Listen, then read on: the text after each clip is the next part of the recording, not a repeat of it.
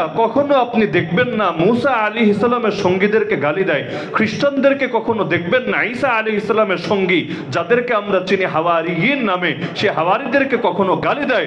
তো দুঃখজনক বাস্তবতা, এই বাংলাদেশেও যদি আপনি খুঁজে নিয়ে এক মুহররম মাসেই হাজার হাজার না রে ভাই, লক্ষ লক্ষ এমন নামধারী মুসলমানদেরকে দেখবেন যারা আহলে বাইতের মহব্বতের ব্যানার লাগিয়ে নবীর সাহাবীদেরকে গালি দেয়।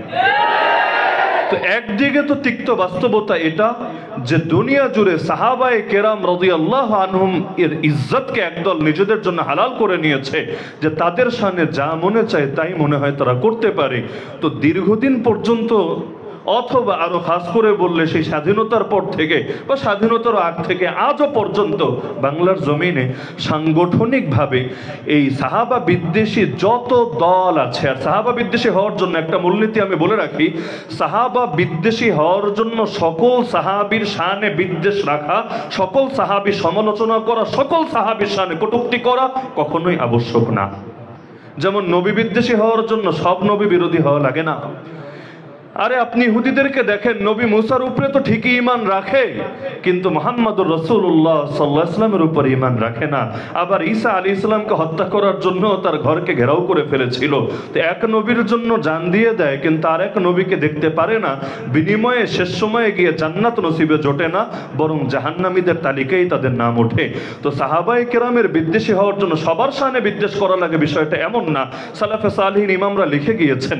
গতকাল আমার আজমতে সাহাবা কনফারেন্সের দিন যে বইটা প্রকাশিত হবে ইনশাআল্লাহ, সেখানে ওই রেফারেন্সটা যুক্ত করে দিয়েছি। স্পষ্টভাবে ইমামরা বলে গিয়েছেন, কেউ যদি আল্লাহ নবী সাল্লাল্লাহু আলাইহি ওয়াসাল্লামের সাহাবী আমির মুয়াবিয়া রাদিয়াল্লাহু আনহু শানে গুস্তাখি করে, আমরা তাকে সাহাবা বিদ্বেষী বলবো। কারণ একজনকে আঘাত করাও যে কথা, সবাইকে আঘাত করাও একই কথা।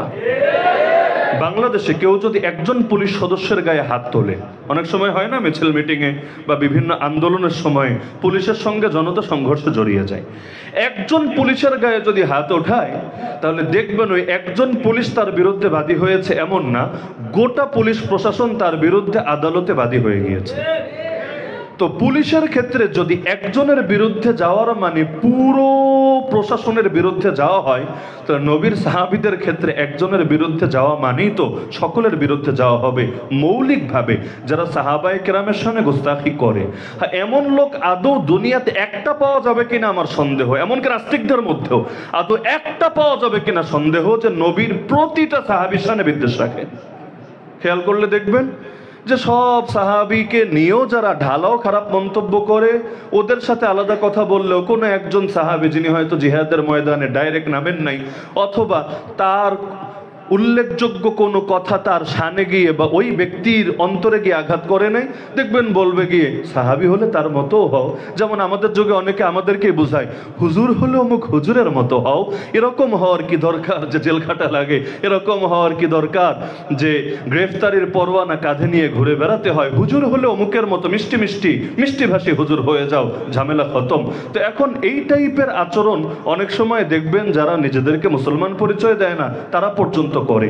তো এখন একজন সাহাবী বলেন আর 10 জনই বলেন আর 100 জনই বলেন, যারা সাহাবীদেরকে গালি দেয় এদের মূল মাকসাদ সাহাবীদেরকে গালি দেওয়া না, বরং এদের মূল মাকসাদ গোটা ইসলামকে সন্দেহযুক্ত করা। ইসলাম যেহেতু আমাদের পর্যন্ত এসেছে একটা সূত্র ধরে, সেই সূত্রের নাম সাহাবা, তো তাদেরকে সমালোচিত করার মানে কোরআনকেও সন্দেহযুক্ত করা, হাদিসকেও সন্দেহযুক্ত করা। আরে তুই গালি দিবি আমির মুয়াবিয়া রাদিয়াল্লাহু আনহুকে, আজকে গালি দিবি আমির মুয়াবিয়াকে যে আমির মুয়াবিয়া খারাপ, আর 2 দিন পর এই তুই বলবি যে আমির মুয়াবিয়া যেহেতু ওহী লিখেছে সুতরাং ওহীও খারাপ। আমাদের ভাই মাহমুদ গনবী আপনাদের ময়মনসিংহে এসেও তো আমার মনে পড়ে এই বয়ান করে গিয়েছিল যে আজকে শিখাবে বাল্য বিবাহ মানেই খারাপ, সেটা যেই করুক না কেন। এখন যেমন বাংলাদেশে যেটা নিয়ে আলোচনা হচ্ছে, আমরা তো এখানে বসেছি আজমতে সাহাবা নিয়ে, অথচ শানের রিসালাত আজমতের রিসালাতের উপরই এই বাল্য বিবাহের ইস্যু দিয়ে বড় বড় ব্যক্তি পর্যন্ত বেয়াদবির হিম্মত দেখিয়ে দিচ্ছে। তো যে প্রসঙ্গে বলছিলাম, তিনি আলোচনা করেছিলেন যে আপনি আজকে বেয়াদবি করছেন বা দেখাচ্ছেন যে বাল্যবিবাহ খারাপ অথবা জিহাদ মানেই খারাপ ইত্যাদি ইত্যাদি। যদি আপনাকে এটার ব্যাপারে একমত করতে পারে যে ইসলাম মানেই শান্তির ধর্ম, যুদ্ধ ইসলামে নাই, জিহাদ এগুলো ইসলামে নাই, 2 দিন পর আপনাকে বলবে আরে এই খারাপ কাজটাই তো তোর নবী করেছিল। তো 20টা আনেই এভাবে, প্রথমে আপনাকে বলবে আমির মুয়াবিয়া খারাপ, 1 বছর পর আপনাকে বলবে জানি সেই কোরআন কার কলমে এসেছে, আল্লাহ নবী বিভিন্ন রাজা বাদশার কাছে চিঠি পাঠিয়েছে, সেগুলো কে লিখেছে, তাহলে আঘাতটা দিন শেষে কোথায় গিয়ে পড়ছে? তো সাহাবায়ে কেরামের ইজ্জত হেফাজতের চাইতে গুরুত্বপূর্ণ কাজ কি হতে পারে? সাহাবায়ে কেরামের ইজ্জত হেফাজতে না থাকলে শান রিসালাত হেফাজতে থাকবে না, সাহাবায়ে কেরামের ইজ্জত হেফাজতে না থাকলে ইসলামের কিছুই বাকি থাকবে না। তো সাংগঠনিকভাবে এই কাজটা বাংলাদেশে বাকি ছিল। তো যার কারণে একটা গুরুত্বপূর্ণ পয়েন্ট হলো যে আজমতে সাহাবার কেন প্রয়োজন পড়লো? সহজ জবাব, সাহাবা বিদ্বেষীদের দাঁত ভাঙা জবাব দেওয়ার জন্য যে ময়দান শুধু তোদের না, ময়দান আমাদেরও আছে। ওরা জিলহজ মাসে 18ই জিলহজ এই বছর এই চলতি, মানে এখন তো মহররম শুরু হলো 1446, তো 1445 হিজরি জিলহজ মাসের 18 তারিখ, জুনের সম্ভবত 25 তারিখ ঢাকা প্রেস ক্লাবে শিয়াদের ঈদটা পর্যন্ত পালন করলো। কোন ঈদ? ঈদে গাদির হুম। আগে তো বাংলাদেশে ঈদ ছিল সর্বসাকুল্যে আমার জানা মতে 4টা। 2টা ঈদ তো সবাই পালন করে, ঈদুল ফিতর, ঈদুল আজহা। 3 নম্বর ঈদ একদল এনেছিল 12ই রবিউল আউয়াল, ঈদে মিলাদুন নবী।